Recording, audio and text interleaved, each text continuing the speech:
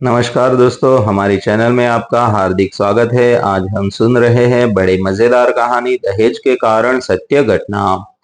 Doctor Alka के सामने उस दिन का एक एक सीन घूम गया जिस दिन ने उनकी जिंदगी बदल दी थी। डॉक्टर ने कैबिन से बाहर निकलकर राहुल सिर पकड़कर बैठ गया। उसकी मम्मी आई और उससे पूछने लगी, डॉक्टर ने ऐसा क्या कह दिया कि तू अपना सिर पकड़कर बैठ गया? राहुल बोला, मम्मी, अलका डॉक्टर बन गई है। कौन अलका? मम्मी ने हैरान होकर पूछा। वही अलका जिससे दहेज में 5 लाख रुपए न मिलने की वजह से हम फेरों के समय बारात वापस ले आए थे। पर बेटा, शादी के लिए तो उसने ही मना किया था, मम्मी बोली। और क्या करती वह? ताऊजी और पापा ने उस समय उसके पापा को इतना जलील किया था कि उसने शादी करने से मना कर दिया। राहुल बोला, पर बेटा, तू इतना परेशान क्यों हो गया है? मम्मी, मैंने तो बस यही कहा था। डॉक्टर, हमें तो अलका की हाय खा गई। शादी को 12-13 साल हो गए, पर औलाद का मुंह देखने को तरस गए। हर बार किसी न किसी वजह से पेट गिर जाता। इस बार खुश थे कि अब हम औलाद का मुंह देख लेंगे, पर यह समस्या आ गई। हमारी डॉक्टर ने अलका का नाम लिया और कहा कि अब वे ही कुछ कर सकती है। मम्मी, अलका रिपोर्ट देखते देखते बोली, जिस लड़की की बारात फेरों के समय वापस लौट जाए वह कभी दुआ तो नहीं देगी। फिर उसने सिर उठाकर मेरी तरफ देखा और उसकी शक्ल देखकर मेरी बोलती बंद हो गई। आगे और कोई बात नहीं होती कि तभी नर्स ने आकर तैयारी शुरू कर दी। अलका उठकर चलने लगी। फिर मेरी पीठ को सहलाते हुए बोली, डरो मत, मैं डॉक्टर पहले हूँ, अलका बाद में।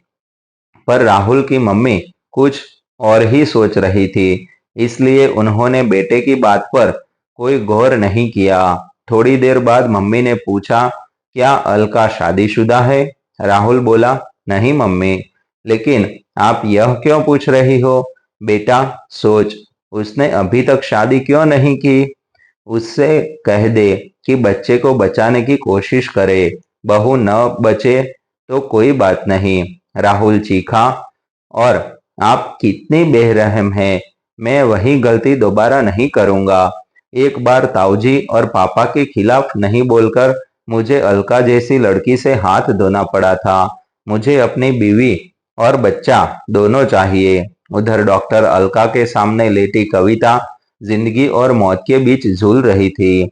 वह उस शख्स की बीवी थी जो अलका के साथ होने वाले फेरों पर अपने बारात वापस ले गया था। डॉक्टर अलका के सामने उस दिन का एक एक सीन घूम गया जिसने उनकी जिंदगी बदल दी थी। राहुल और अलका मंडप के नीचे बैठे हुए थे कि तभी राहुल के पापा की आवाज गूंजी थी, रुक जाओ। फिर वे अलका के पापा से बोले थे, 5 लाख रुपए का इंतजाम और करो। अब फेरे तभी होंगे जब आप 5 लाख रुपए का इंतजाम कर लोगे। अलका और उसके परिवार वाले सभी चौंक रहे थे। अलका के पापा और चाचा दोनों राहुल के पापा के सामने गिड़गिड़ा रहे थे, पर उनका एक ही राग था कि 5 लाख रुपए का इंतजाम करो, नहीं तो बारात वापस ले जाएंगे। इसी बीच राहुल के ताऊजी बोले थे, अरे समधी जी, आपके लिए गर्व की बात होनी चाहिए कि आपकी 12वीं पास लड़की को सरकारी नौकरी वाला लड़का मिल रहा है। ऊपर से यह सावली भी है। आप 5 लाख रुपए का इंतजाम कर ले, फिर सारी कमियां छिप जाएगी। फिर पापा राहुल से बोले थे, उठ बेटा, हम वापस चलते हैं। बहुत देर से चुपचाप सुन रही अलका उठी और दहाड़ी, अरे यह क्या उठेगा, मैं ही उठ जाती हूँ। मैं अब यह शादी नहीं करूंगी। आप शौक से बारात ले जाए, लेकिन मेरे पापा का जो अब तक खर्च हुआ है सब देकर जाए। फिर अलका अपने चाचा से बोली, चाचा जी, आप पुलिस को बुलाइए। अब तक जो शेर की तरह दहाड़ रहे थे वे भीगी बिल्ली बन गए थे। वे अलका पर शादी के लिए दबाव डालने लगे थे, पर अलका ने शादी करने से साफ मना कर दिया और बारात लौट गई थी। कमरे में आकर अलका रोने लगी थी। उसकी बुआ के पास आ गई थी वह उनसे लिपटकर रोने लगी और बोली थी, बुआ, मैं और पढ़ना चाहती हूँ। बुआ ने अपने भाई से कहा था, भैया, मैंने पहले ही कहा था कि अभी अलका की उम्र नहीं है, पर आप तो बस नौकरी पेशा लड़के का लालच आ गया था। देख लिया नतीजा। भैया, मेरा कोई बच्चा नहीं है, इसलिए अलका की जिम्मेदारी मुझे सौंप दो। इसे मैं अपने साथ ले जाऊंगी। मैं इसे आगे पढ़ाऊंगी। इसके बाद बुआ अलका को अपने साथ ले गई थी। उस समय वह 12वीं जमात विज्ञान से काम कर रही थी। तभी पीएमटी का इश्तिहार आया था। अलका ने पीएमटी का इम्तिहान देने की इच्छा जाहिर की, तो उसकी बुआ ने उसे उसकी इच्छा पूरी की। अलका के बहुत मेहनत की। अब उसका एक ही मकसद था कि कुछ करके दिखाना है। उसकी मेहनत रंग लाई और उसका पीएमटी से चयन हो गया। अलका को पता था कि बुआ भी माली रूप से कमजोर थी, लेकिन बुआ ने किसी तरह उसे डॉक्टरी पढ़ने के लिए बाहर भेज दिया। अलका को बाद में पता चला कि उसकी बुआ ने उससे के दाखिले के लिए अपने कुछ जेवर बेचे थे।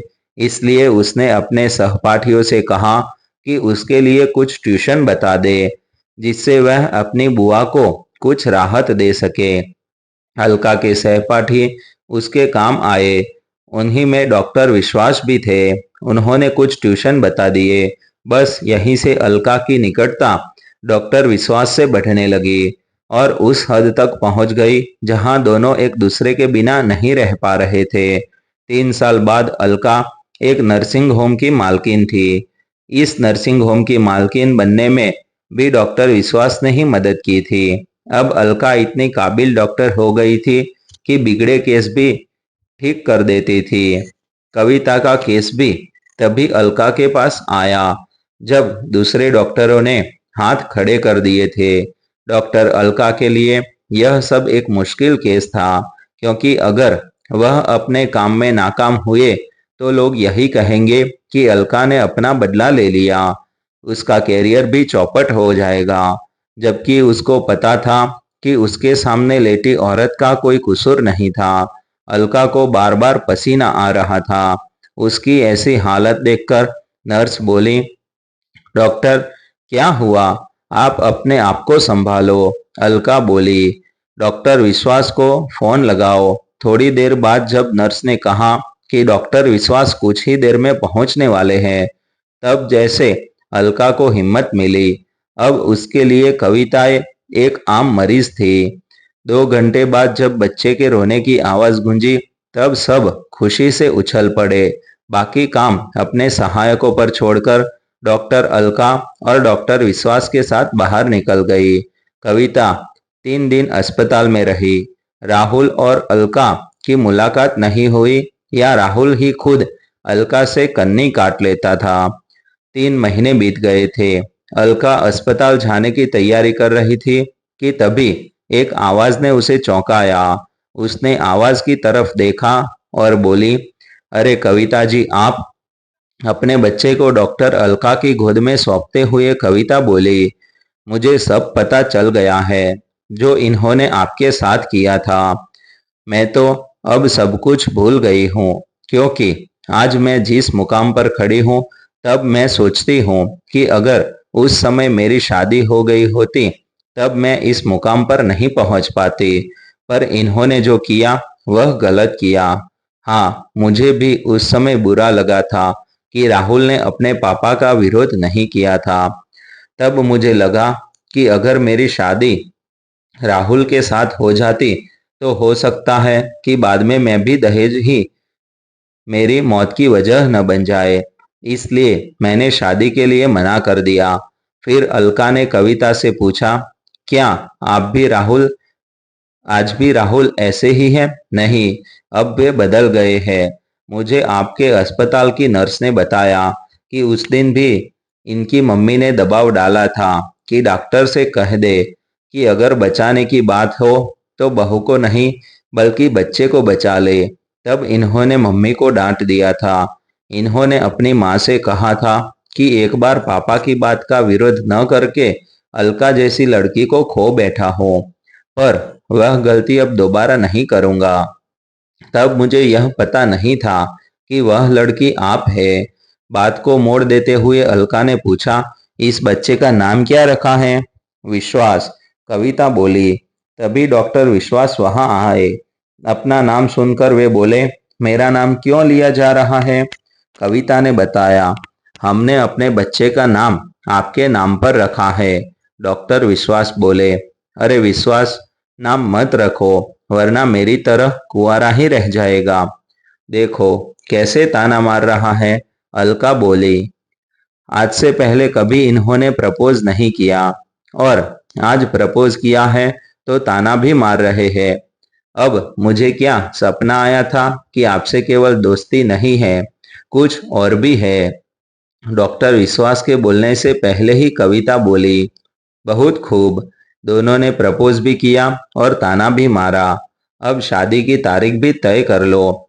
शादी की तारीख तो हमारे बड़े तय करेंगे, वे दोनों एक साथ बोले। कुछ दिन बाद अलका और विश्वास की शादी की तारीख तय हो गई। राहुल और कविता उनके खास मेहमान थे। दोस्तों, ऐसी नई नई कहानी देखने के लिए हमारी चैनल सब्सक्राइब कर लीजिए और वीडियो को शेयर कर लीजिए।